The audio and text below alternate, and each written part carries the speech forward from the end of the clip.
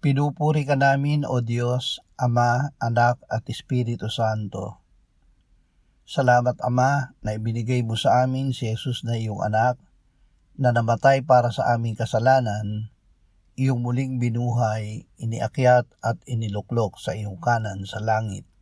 Salamat na ibinigay mo sa amin ang iyong banal na Espiritu, at sa pamamagitan niya ay ibinuhos mo ang iyong pag-ibig sa aming puso. Ama, ang regalo mo sa aming kaligtasan ay gawin mo na magbunga ng pag-ibig at kababaang loob sa amin.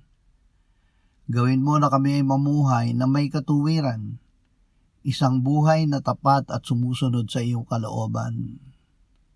Inaalay namin sa iyo ang aming buong pagkatao. Gamitin mo kaming kasangkapan ng iyong kabutihan. Salamat kay Hesukristo na aming katuwiran at kabanalan. Dahil sa pamamagitan niya ay nagagawa naming mamuhay ng kalugod-lugod sa iyong paningin. Amen.